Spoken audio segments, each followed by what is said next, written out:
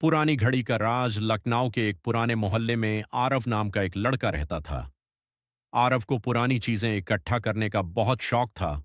पुराने सिक्के, किताबें और खिलौने। एक दिन वह अपने दादाजी के साथ घर के पुराने स्टोर रूम की सफाई कर रहा था।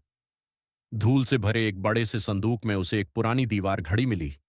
घड़ी बहुत सुंदर थी, लकड़ी की बनी हुई, ऊपर नक्काशी और अंदर एक छोटा सा पेंडुलम।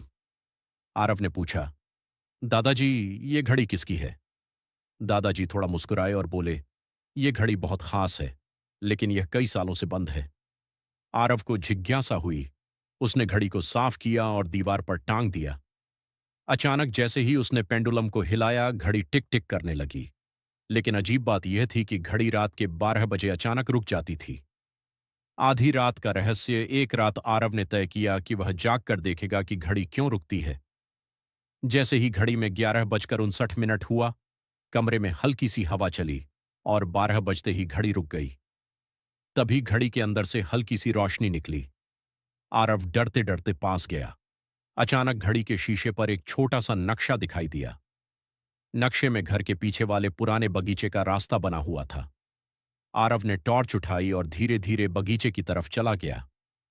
बगीचे का रहस्य। बगीचे में एक बहुत पुराना पेड़ था। नक्शे में उसी पेड़ के नीचे एक्स का निशान बना था। आरव ने मिट्टी खोदनी शुरू की। कुछ देर बाद उसे एक छोटा लकड़ी का डिब्बा मिला। डिब्बा खोलते ही अंदर एक चिट्ठी थी। चिट्ठी में लिखा था, जो भी इस घड़ी का राज समझेगा, उसे यह याद रखना चाहिए, सबसे बड़ा खजाना सोना या पैसा नहीं, बल्कि समय होता है।